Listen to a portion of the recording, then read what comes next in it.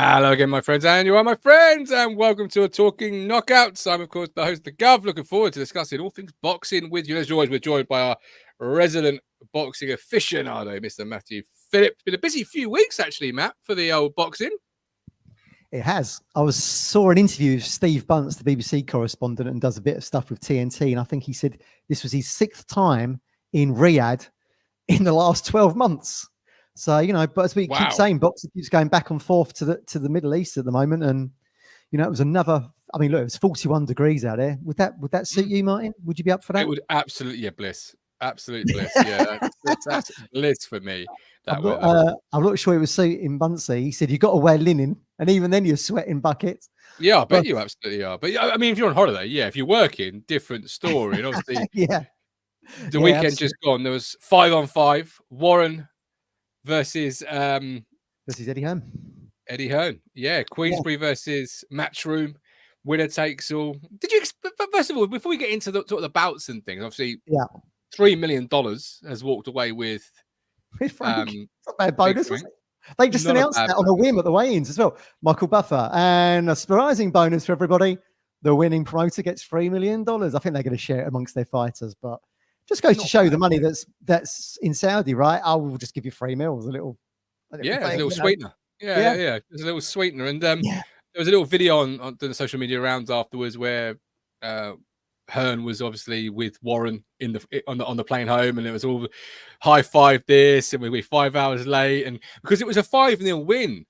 Did you expect it to be a 5-0? Well, yes. Yes, it was. You talk about straight fights. It was 5-0 to Frank. But of course, they accrued points as well, be it points for a points win or knockout win. They both had designated captains, which meant if they had won knockouts, you get double points, etc., etc. So it actually ended up being 10-0 to Frank. Now, to be honest with you, I'm not too sure how many boxing fans were really that asked about Queensbury versus Matchroom. It was a nice little side agenda to everything on what was a very big card. But yeah, I was surprised that all of Warren's fighters won. A lot of people wanted, I like both, to be honest with you. They've both been mainstays. And, I've always liked Eddie's dad, Barry Hearn. I remember him boxing and snooker in the 80s. So I've always liked both. And it was always, he's always going to get these rivalries, right? And I remember Eddie Hearn saying, not even that long ago, maybe even 18 months, 2 years ago, I've never met Frank Warren, never met the geezer. No, my dad has. I haven't. Don't know what he's like. Now they're great friends, aren't they? The two biggest stables, possibly in the world, certainly in the UK. Well, they've certainly got the platform of Saudi Arabia, haven't they? It just seems to be dominated by Queensbury and Matchroom. Now they're great mates. And as we've said on previous shows, you're now seeing the influence of Turki Al-Sheikh, who seems to be putting all this together. He's brought Queensbury and Matchroom together. He's done the impossible job of bringing all broadcasters together. You could watch the fights on Saturday night across DAZN pay-per-view, or TNT here in the UK box office. Although you could buy it on DAZN here as well. That was unheard of. Not even that long ago, 2 years ago. No, we lost so many fights because, it could only be on HBO. It couldn't be on Showtime in the States, or it couldn't be on BT Sport as it was then because it had to be on Sky. And loads of great fights fell by the wayside. But NTL. now that's all gone. It's all chips are into the middle at the Saudi casino, basically. And the boxing fans are winning because, it was a great card, albeit it finished very late. I don't think the Wilder fight even finished until maybe 1:45 our time. So that was being 3:45 in Saudi, being 2 hours ahead.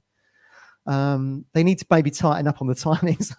Maybe a little bit. 2:45 is late. 4:45 is even later, obviously, where they are. But you talk about big wins, and you mentioned Wilder there. Obviously, Zhang Wilder was the main event, if you like. Yeah. Zhang taking the win by knockout. Deontay Wilder. First of all, it's a bitter blow for him. Surely retirement's on the cards for him now. Yeah. Surely.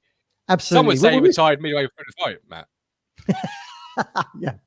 That's a great line. I love that. Wish I'd come up with that. Pretty much. We did say that after the Parker fight, he kind of seemed like he'd lost his fire a little bit. He'd been kind of jovial in the jovial in the week leading up to that, and we thought, it's just Deontay's been out for a little while, and he'll suddenly bounce back, and we'll see the eye of the tiger again. But he failed to detonate that infamous right hand that has finished 42 or 43 opponents. He didn't even lay a glove on Joseph Parker. And newsflash, he didn't lay a glove on Zhang either. And I think, well, he did, but the problem was four punches later, he got himself knocked well, out. that's it. I mean, look, he did. You're right, actually. I mean, look, the first 3 rounds, he was just sort of this pouring jab at Zhang without anything to follow up on. Weapon, even 18 months ago, he'd have been detonating, but he wasn't. You're right. As soon as he did mix it up, actually, Zhang hits him. Well, sort of cuffs him with this right hand that randomly spins him. Yeah. Spins him. Well, it must have lost his senses because he starts gassing at the referee, giving it all that. And then Zhang, with all 20 plus stone, whatever he was. Remember, he was coming into the fight, Martin, with a 70-pound weight advantage. That's huge. Came in heavy, didn't he? Yeah. And all of that detonated on poor Deontay's chin, and he actually got what he'd been delivering to people over the last decade plus, and down he went into retirement pretty much. And it was just, look, champions often have a sad ending, don't they? Look at Muhammad Ali, the most famous boxer of all time, and his last 2 fights, he got beaten by Larry Holmes, he got beaten by Trevor Berbick. Really sad times for Muhammad Ali, yet the legacy lives on. But Deontay just made his name of like 1-round knockouts, and he's unfortunately gone for 2 fights too many. I think. I don't know what you think, mine, but it seems to me that he's lost 4 of the last 5. The only win in there was against Robert Helenius, who we saw Joshua finish off in quite easy fashion in London. But I think probably the Fury trilogy finished him. It finished him, and it should have been it for him then. It really, in all honesty, and possibly the famous Undertaker moment where Fury rises from the dead in that 12th round.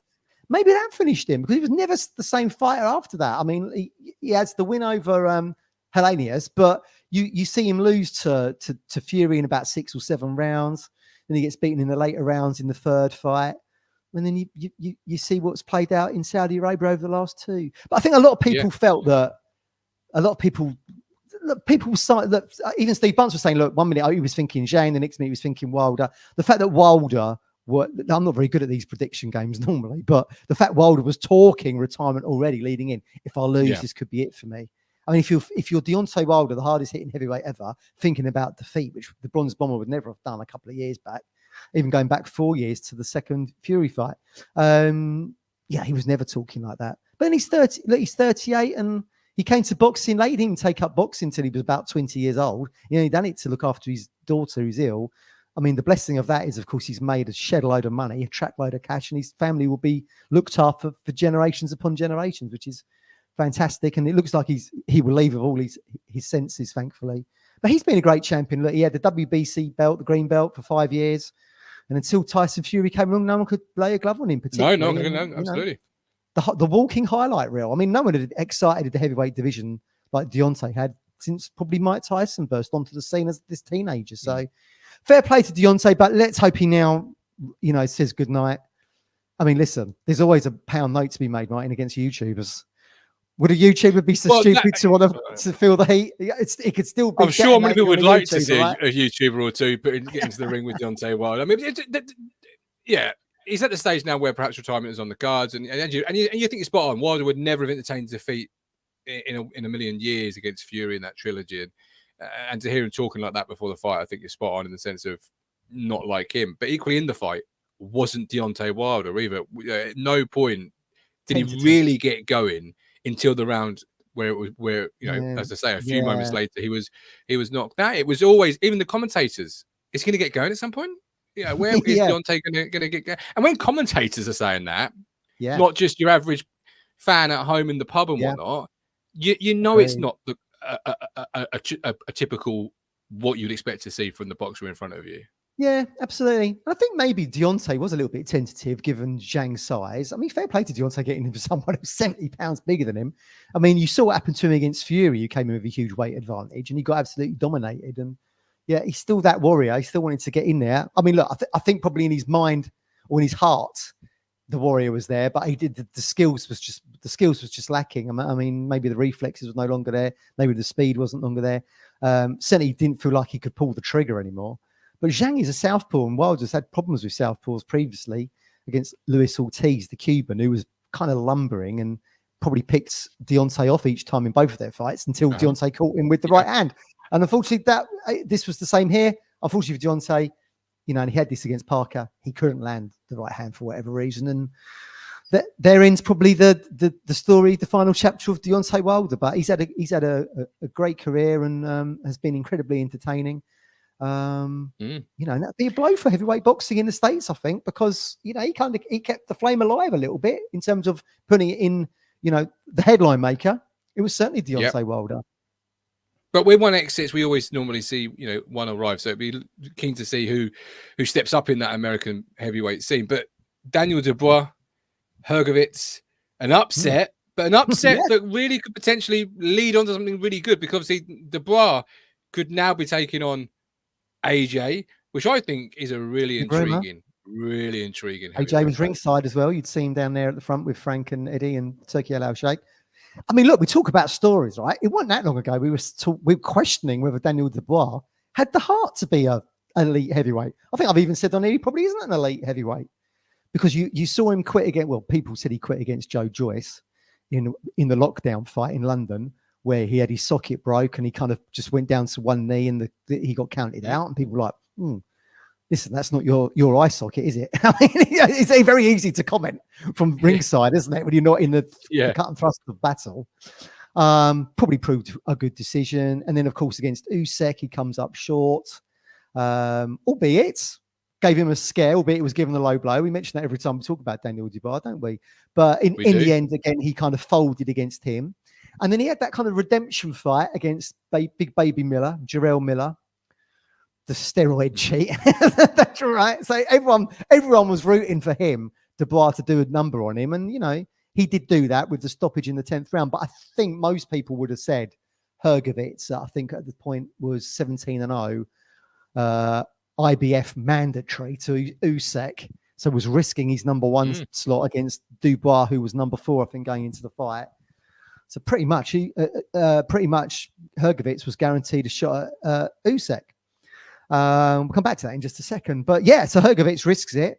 And it looked like it was a good bet to begin with, because Dubois was just walking into these 1-2s. Hrgovic was not having to work particularly hard to catch Dubois. And you're thinking, oh, here we go.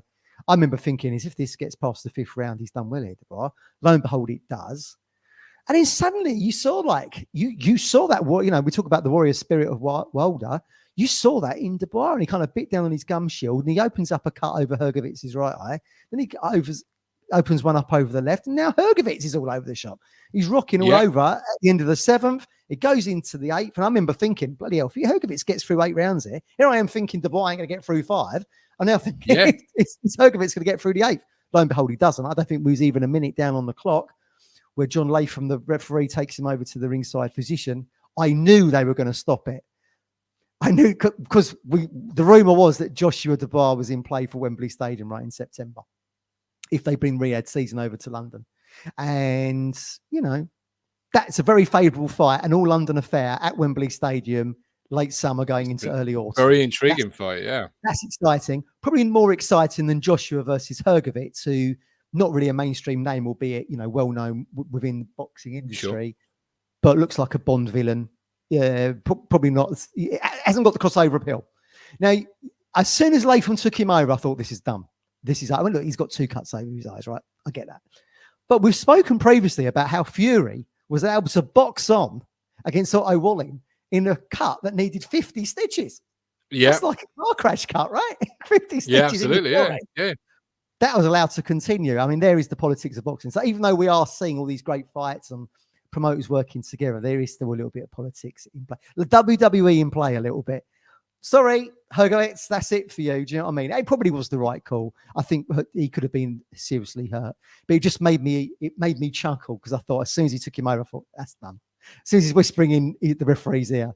Joe says Hrgovic would have been KO'd if he'd gone on it. I do agree.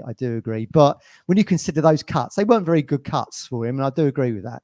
But when you consider Fury was allowed to box on in the States, there you go. But that's boxing for you. But fair play to Dubois. It's fantastic. And as we've said, I think it does set up a fight with Joshua. It's even going to be on either Friday night, they're talking, September the 20th.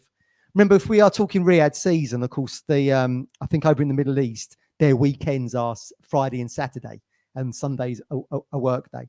So so they're talking even maybe the Friday or the Saturday night at Wembley Stadium, and it looks like it'd be a Riyadh season promotion, obviously with all the usual candidates there. So Turki Al-Sheikh will be ringside in London. I think that'll be very exciting. Look, Dubois not the greatest of talkers on the mic. He lets his, as Zhang said, boxing's done with the fist, not the lips. But you do want a little bit of promo. But we'll see what comes. We'll see what comes to the table as he comes to the, what will be a sold out Wembley Stadium, at least 80, 85, maybe 90,000. As Cole Froch tells us, 80,000 people at Wembley, could even be 90,000 going into this one. So that will be very exciting, I think. And rumours of maybe Joseph Parker being on that card. Maybe Joseph Parker against Zhilei Zhang. Maybe Zhang wants that loss back after he sort of finished Wilder off. So how do you see them, Dubois, AJ, sort of matching up if you had to do an early prediction? How do you see that sort of fight panning out? Yeah, I mean, look, both I think are changed fighters. Certainly since Ben Davison came into Joshua's corner. Definitely, after the Usyk defeats. I mean, he's looked really good. The Hellenius knockout. Okay, he's knocked out Ngannou, which we expected. We expected Fury to do that, but he couldn't do it. But look, Ngannou is still a huge specimen of a man, UFC champion. In the 4-ounce gloves, hard hitter. But I mean, look, he gave Fury some trouble, albeit an undercooked Fury. But Joshua walked through him. And now Dubois is looking like a changed fighter as well. He has Don Charles in his corner, who's sort of synonymous with Del Boy Chisora. I've never really rated Don Charles as kind of a good trainer, which is probably a bit flippant of me sitting here as someone who's not in gyms every day and ringside. But, he just seemed like, because Del Boy's been a journeyman, right? He just seemed like a journeyman trainer to me. Yeah. The advice that he gave Dubois after the first round, he said, look, you've got to start doubling up on the jab a little bit, otherwise you're going to get stopped here. And even Richie Woodall and Paul Dempsey said on the mic on TNT, he said, that is really good advice. And then the fight started slowly turning into Dubois' favour. So big shout out, Don. Really good. So I think that'll be very exciting. We'll have to see whether or not Dubois can step up to a mainstream audience and actually have crossover appeal. I hope so, because his performance against Hrgovic certainly warrants it. So something else to look forward to, I think.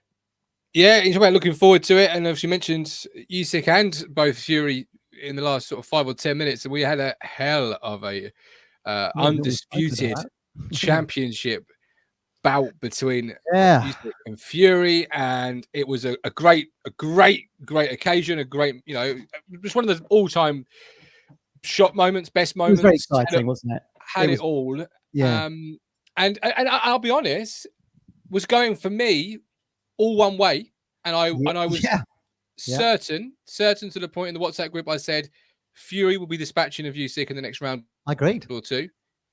Little did I know, literally the very next round, we get the shock of all shocks where Tyson Fury, he's sent into Back to the Future time. He's sent me. It was unbelievable, Matthew. Talk me through it, because I'm still in shock thinking about it now. But Bunsey made a good point actually on his interview he was doing on YouTube, saying that if you actually watch it back, Tyson's pinballing all over the shop. I think it's 3 sides of the ring. Yeah, he's gone. Yeah, I always remember I always remember Mike Tyson dropping. We mentioned him earlier, Trevor Burbick, with 3 times with 1 punch. But to see Fury just going from one side of the ring to the other and then going over to the third side, it was unbelievable. But I agreed with you, and I put in if people have subscribed to Talking Town or in the Discord, we had a really good boxing chat through the fight, and I said this is one-way traffic. I think this was about the 7th round. He was toying with him, and look, people said Tyson was showboating too much at the start. I do agree with that, but he was actually winning those rounds as well. So it wasn't like he was actually dropping points, in my opinion. He was winning those. I actually do think Tyson was very nervous. I always think back to when he came back after his depression and he fought on that card in Manchester. He was doing exactly the same kind of stuff, playing to the crowd, and I just think it was that nervous energy. It was such a huge occasion. But what did I say on that? In that first round, because there was that first round where Usyk is, and then Fury goes, "Hey!" And it's the crowd erupts. And you said straight away, that's a nerve. That's the nerves in Fury coming out there. Yeah, and he was a little bit like that in the ring walk as well. He looked nervous to me. I mean, look, he's only human, undisputed on the line. The world watching. But yes, I think by the 7th, I said, look, he's toying with him here. And I could see Usyk getting stopped. Now, I did say, didn't I, on Talking Knockouts, don't put any money on Usyk stopping Fury, because Deontay Wilder, the hardest hitting heavyweight in history, didn't come close to stopping Tyson. He hit him with his best shots and he got up. But what started the unraveling for me was, like I say, the 7th round. I'm thinking he's coasting this. He's going to finish him easy. Then in the 8th, Usyk catches him, maybe with a straight left, maybe, and that opened up a nosebleed on Fury. And I think that really troubled him. Whether that busted his nose, I don't know. We've not seen Tyson since the fight, have we? So whether that actually broke his nose and he was finding he was having a struggle to breathe. I mean, it's very difficult when you've got a gum shield in your mouth with a broken nose. You have got to start breathing through your mouth, in and out, right? Yeah. So that's debilitating in itself. But that certainly started it. And I remember thinking when they went back, you started seeing, because everyone started talking about this panic in the Fury corner, didn't they? Too many voices in there. And as Buncey said, ideally you just want the one voice. But now you're in panic mode a little bit. And no one's been in an undisputed fight previously in Fury's corner. Nope. Suddenly everyone's kind of chipping in, and it's very difficult to be able to start calming the waters, keeping the boat on an even keel when you're under a little bit of pressure. And you saw that. You saw Andy Lee, who's normally like a very calm voice. Normally Sugar Hill is. We know Gypsy John Fury, that Tyson's dad's fighting name, Gypsy John he was known as. We know what a volatile character he is. And of course, he's in his son's ear. So I don't think that helps. And then, of course, we get to the famous 9th, and how Tyson got through that, God only knows. Now, well, go on. Because what I was going to say is, how did he get through that? How did he get through that? Well, what does Tyson like to say to people? He used to say, there's not a man born from his mother that can beat the Gypsy King. And whilst the Usyk on the record beat him because the judges said so, I still think Tyson will see this loss as probably not a defeat particularly, because to beat him, he said, you've got to nail me to the canvas. And Usyk hit him with his best shots and he didn't even floor him. Listen, he would have floored him, but there weren't 3 minutes of ring ropes between them. Exactly. But the ropes are there for a reason, Martin, to keep you inside the squared circle. It was like a Royal Rumble. I thought you were going to go on the top of it at one point. But absolutely. I mean, his recovery powers are just unbelievable. Phenomenal. I mean, look, I think the bell sounding when it did also helps him, because I think if Usyk had laid another punch, another glove on him, another punch on him, it probably would have been curtains. And I think it would have been the stoppage that probably Usyk, the 9th round, Usyk probably did deserve that. And I think most boxing pundits would agree with that. Look, deserved it, yes, but I want to give the referee just a whole bunch of flowers, because that was the best refereeing performance I think I've seen in a long time, if not ever, because he's gone. The fighter's gone. Well, he had to give him a standing 8. That is the rules. The laws of the game there. He had to give him. But he could have waved that off at any point, Matt, because could have done. Fury is bouncing off ropes. No, he's bouncing off ropes, and obviously, one of the big things is you've got to protect yourself at all times, and you've got to try and throw a punch. They want to try and see you throw a punch so that you can defend yourself at all times. He was not throwing nothing. He wasn't throwing anything, but he was slipping. He was doing the famous slipping. He wasn't slipping. He was in la la. He was in la la, but he wasn't slipping nothing. He was slipping literally, but not slipping nothing. For me, he was just on reflexes, But it was very exciting. We know that the rematch has been signed for December the 21st. They did want to do it in October, but I think Fury said he would want it to go a little bit later due to the damage he sustained. Look, the rumor was Usyk had broken his jaw, but I don't think that's ever been confirmed or denied, quite frankly. So I think, right at the end of the year is probably going to suit everybody. I scored the fight 115, 112, which I think was about right, to be honest with you. But I mean, look, you take the 10-8 out, you give another round in the back. Look, because the judges gave Tyson every chance of winning that himself, because, I think one of them made it a draw. I was expecting it to be a draw, and we said, didn't we, on the show? I had a bet on a draw. Is a fiver well spent, I feel. Yeah. You were very close. It's only 1 point out in the end. I was. I just that referee very much like Wilder. I mentioned Wilder, in the same way Fury's he's out on the canvas, he comes up and the referee gives him every chance to prove that he's able to continue. I think in this instance, had we been sat here now discussing a referee waving that fight off, no one would have been upset. No one would have said, like George Groves, Carl Froch, that first knockout, bit cantankerous if memory serves me correctly. Where was it waved off a little bit too early? Was it not? Yeah, Howard Foster. A lot of people thought that. Whereas this one, you would have said, yeah, absolutely, hands down, no, not a cat in hell's chance that wasn't waved off too early. Yes. But he gave him every chance to recover. And then you got another 2 rounds, 3 rounds afterwards where you saw Fury's recovery. And not just recovered, he actually started to come back into the fight, albeit he was never going to win the fight from that point. But he certainly wasn't a boxer hanging on by his fingernails in just trying to get through the 12 rounds. Yeah. Yeah, no, absolutely. Certainly from that round onwards, certainly as they called the championship rounds 10, 11, 12, I think the judges did, kind of give Tyson every opportunity to at least claim the draw anyway. But it was very exciting. We'll get to see it again. I'm pretty certain when Fury comes back, he'll still view himself as being undefeated because he only views a loss as a knockout, and Usyk couldn't do that. I do think Fury will come back and make some adjustments. I think he's got every opportunity to win the rematch, as I think Usyk has got every opportunity to win the rematch. And look, you talk about giving flowers out, Martin. I mean, bloody hell, Usyk. Now, an Olympic champion, undisputed at cruiserweight, undisputed at special fight. It's unbelievable. And a really nice guy as well. I mean, he even broke down, didn't he, thinking about his father watching from above. I mean, he's just you got the background of the Ukraine war going on. He's just brilliant. So as good as I was for Tyson, because I love Tyson, he's given me so much entertainment and pleasure over the years watching him fight. Certainly the Wilder trilogy, I was gutted for him, but happy for Usyk.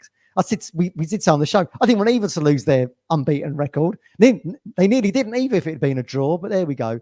We'll run it back. A loss is not the end of the world. Look, Muhammad Ali was beaten 5 times. You have to be a very special fighter to go, or a fighter that's ducked a lot of people to go through a career when you're fighting elite champions and remain undefeated. Mayweather managed it, but I always thought he was a bit of a shithouse and made people go up and down weights to suit him. He was not the most exciting of fighters. Fury's brought loads of entertainment. A fair play to him, and we'll do it again on December the 21st. I mean, there is a rumor that it could go into January, possibly. Just depends on what their recovery time is like from what was a very brutal fight. It was, proper brutal. Really good fight. But one you don't mind paying money for. Yeah, exactly. It was worth every penny, wasn't it? But I think, hopefully, Usyk Fury 2 will be just as exciting and just as competitive, I think. Yeah, I think Trevor's right. Fury's mind games and trash talk don't work with Usyk. That was very clear. No, I agree with that. I mean, even I thought an Usyk fan. I said to you, it pains me to say that I think Fury will beat him, but even the size, the weight didn't really faze him, did it? It'd be very interesting to see though if Fury can get back into that groove where we thought he was coasting it, and where he can actually put his foot down on the gas a little bit more. I mean, which he didn't do, did he? No, he didn't do that. He seemed to be quite content to stay where he was. Then he walks into the shot that busts his nose. Then we get the 9th round, and then it starts all. Then you've got the unraveling, haven't you? But you can, if you don't win, you can learn from it, and I certainly think Fury will probably learn from it. But again, is the hunger still there? I mean, look, he'll want the undisputed to be on the line. I'm pretty certain. Look, we've spoken previously about the alphabet titles, the killjoys of the federations that look after the belts. And already, we're talking about really Hrgovic Dubois was supposed to be for the IBF title. I think they were going to strip Usyk. Probably, the money talking in Saudi said they said it would just be for the interim title. So Usyk keeps his title for now. If Usyk was to be stripped for whatever reason, then Dubois will be elevated to the IBF champion, in which case Joshua Dubois will be for the IBF title. But really, we want to keep it undisputed. I mean, that's what's exciting. I think the Saudis and Turkey Al Sheikh know that undisputed is the big hook for it. I mean, look, the rematch of those two fighters is a huge hook, but to have undisputed on the table yet again, look, we hadn't seen it for 20 odd years, had we? It is massive. So that's why we've not seen it for 20 odd years, because they go all over. And of course the Klitschko's kind of sharing the titles between them as well didn't really help. But we have been critical about the Saudis and it being over there, but they seem to, that's the space at the moment. They've got so much influence and they've got the money to back it all up. And boxing is a money game at the end of the day. No one's, Fury and Usyk weren't getting in there for nothing, and they don't need the money for the rematch either. They're just doing it for sporting prowess, legacy. Absolutely. To be a champion. And talk about money and fights well worth the pound. Just a quick mention on this one before we round up the remaining. From last weekend, Taylor Catterall. Every bit of my DAZN subscription that was worth hell of a fight. Yeah. Talk me through that one. Just gone. It was revenge, wasn't it, for Jack Catterall, because he was robbed really of being the first Englishman. We talk about undisputed. he was robbed of being the first Englishman to win undisputed. I think he beat Taylor in that first match in Glasgow. I think everyone scored it for him. Look, Taylor got loads of grief off the back of that fight. He wasn't as Fury said. Look, I'm a fighter. I'm not scoring the fight. I don't know if it's I don't know if it's close or not. He's in there boxing, and Fury said that exactly. I don't know if the fight was close or not. You know, the judges score it, and Taylor got a lot of unnecessary flack off people, as if like, you know, it was his relatives that were scoring. But certainly there was no mistake in Catterall winning the rematch, and deserved. But it was just unfortunate that Taylor had relinquished the belts, meaning that Catterall didn't get a chance of going front for undisputed. You know. He's missed out on that opportunity. He should have been undisputed champion from the first one and maybe defending them against Taylor in that fight. But it is what it is. But yeah, I mean, you thought Catterall won it? Yeah. I thought it was a hell of a fight. Yeah, it was really good. A really good fight, actually. I think, like, I mean, left nothing out there, did they? They left everything out there. Sorry, but I didn't like the look. I didn't like the look of Taylor either walking to the ring. Like, he's very tall for light. No, you said that. For light welterweight or junior welterweight, as they call it these days. He looked drained to me. He had bags under his eyes. I mean, it takes a lot to cut down to the weight there. So I think he'll probably move up. But he looks gun shy. Look, he lost straight after Catterall to Teofimo Lopez, and you know he's lost this as well. You could argue he's lost his last 3 fights. You know, if the judges sided with Catterall in that first one. So is he a fighter on you know, we talk about Deontay Wilder being on the downslide of losing 4 and 5. You could argue Taylor's lost his last 3. Certainly he's lost 2 and 3. So we'll have to see where he goes. But yes, that was very good. Certainly a fight of the night. Certainly fight of the year contender with plenty of the year, half of the year still to go. Yeah, and certainly well worth the money. Sometimes you pay for boxing and you think, but that was certainly well worth any subscription fee you may have paid. It was on the Zone, wasn't it? That's where I watched mine. Yeah, absolutely. Yeah, it was on the Zone, and yeah, fair play to both fighters. Retribution for Catterall. Let's be interested to see where he goes from here. But he certainly deserves. He deserves to be undisputed. Let's not. That was part of my Fury package because obviously I paid for the Fury Usyk on DAZN. Oh, you did that out of DAZN, did you? Yeah, and then as a result, I got basically that one for free. Yeah, well, there you go. There you go. You're quid's in already. Absolutely, and then I cancelled the subscription because I ain't paying anything. I mean, look, DAZN I think is quite expensive considering it started at about $4.99. Then it went to $7.99. Now it's like 20 quid a month. I think it's got quite expensive, and sometimes you don't really get the value for money. I know they've added other sort of sports and things on there, but what you're really there for, when you consider that all these fights really used to be on Sky, these would have been Sky shows. Until Hearn took it to DAZN. So you'd have got it on your normal Sky package. So it's a bit of a bitter taste, I suppose. And Sky have not really got behind boxing ever since. I know they have the Boxer, the Ben Shalom Boxer shows on there, but they're few and far between compared to what Eddie Hearn used to put on. But yeah, if you can time it with like a Fury Usyk pay-per-view followed by Taylor Catterall, you do get your money. And then the Queensbury Matchroom just gone as well. So you would have got all of that as part of your one. It was all on one part of the thing, was there? I mean, look, because you pay for a month, don't you? And then you can cancel it. So you would have paid for the month. That was all on there. I mean, look, you can't argue that for value for money, I suppose. I don't think people. Look, people in the UK, right, get it quite cheap compared to people in the States. And you're paying out. You have to pay out for a UFC card on pay-per-view in the States on ESPN. Is circa $100+, and then probably the 5v5 would have been at least $95. Maybe even more. I mean, you're spending a lot of money. A lot of people run 2 jobs, don't they, in the States to make ends meet? Yeah. Yeah, they're paying. I didn't cancel. But I didn't cancel it for money reasons. I cancelled it because more times than not, I'll watch it on the iPad. Yeah. Because it's late at night, so I'll be laying in bed and I'll be watching the boxing before I go to sleep. And the DAZN iPad app functionality was I'm not going to lie, was trash. It kept buffering. It kept losing where it was. I've found that you have to go on to DAZN through your browser is much better. Yeah, a lot of people have said their app's not very good, or sometimes it just shuts down after 30 seconds. You got to reopen it again. Yeah, or I'd get the chat thing up, and I was like, I don't want to read what John from Sheffield and Nigel from Bolton are talking about here. I just want to watch the fight. Where's the picture of the fight gone? Get the fight back. So I was like, this is gone. I mean, it's interesting you talk about that. They were saying that 20 million people probably watched Fury Usyk through pirated means. I mean, imagine that. That's unbelievable to me. That's crazy, that's just unbelievable to me. But I mean, that's the space we're in with the internet and stuff.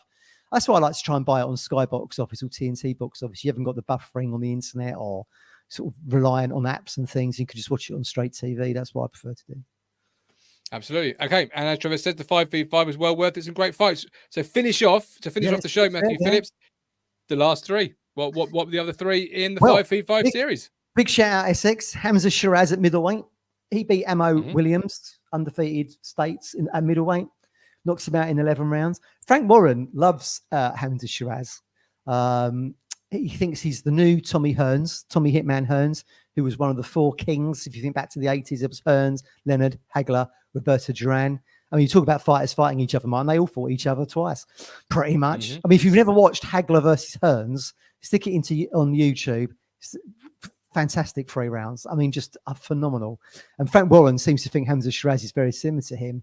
He's an absolute beast at middleweight. I mean, look, Tommy Hearns won five world titles at 5 different weights. I mean, just a phenomenal fighter. Huge reach he had, Hearns, about 78 inches. Hamzah comes in at about 75, and he's got a huge reach as well.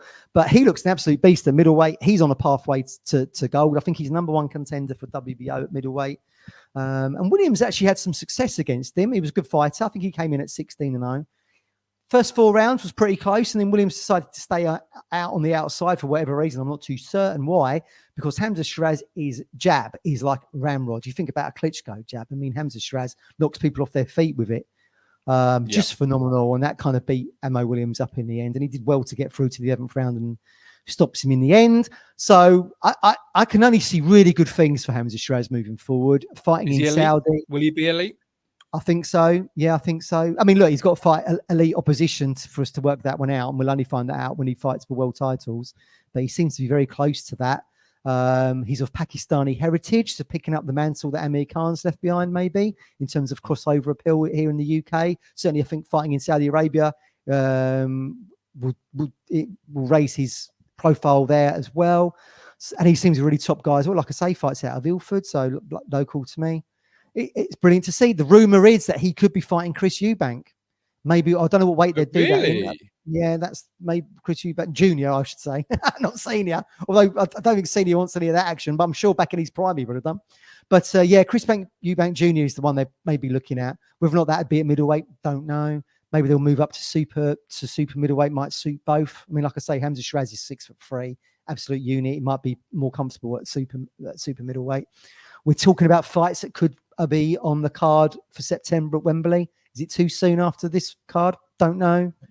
Wait and see. But certainly that's going to land on a Riyadh show at some point, I think, if they make that happen. Interesting then, really. Versus Chris Eubank Jr. Hope so. That's pay-per-view gold, I think. Absolutely. Certainly in the run-up to it as well. They're both good on the mic. So that'd be good.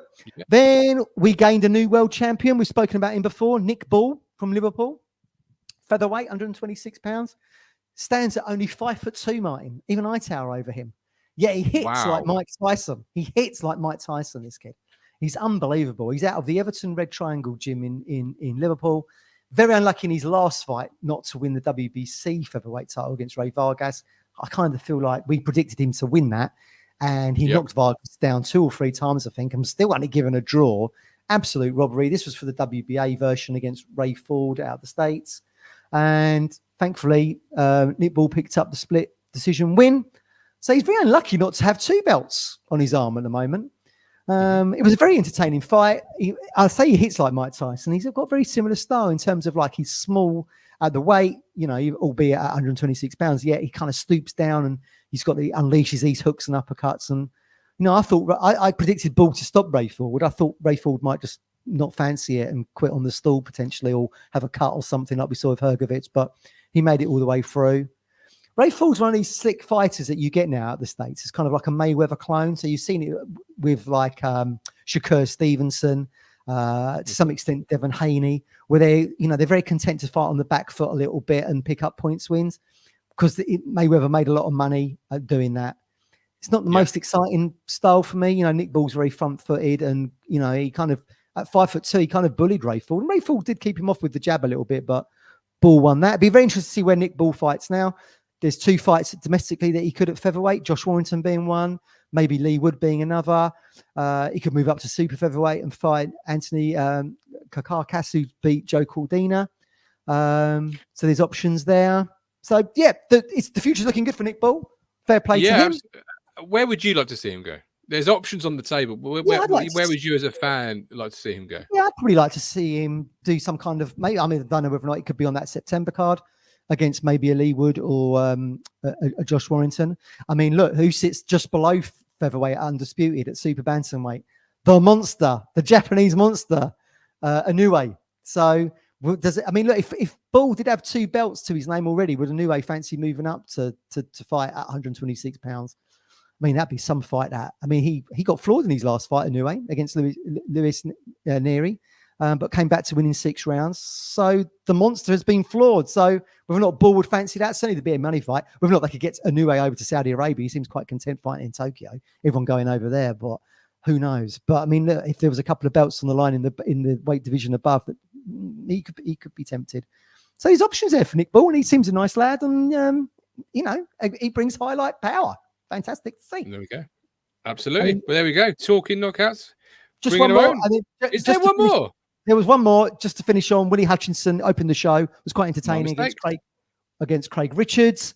Willy Hutchinson won that on 12 points. And let's not forget, that what should have been the headliner was actually Dmitry Bivol for undisputed against Arthur Beterbiev at light heavyweight.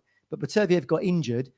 Bivol fought anyway against Malik Zinad. That was kind of a floating fight that they kind of probably was the reason why it finished so late. Bivol it was a workout fight for him. Really, won in 6 rounds.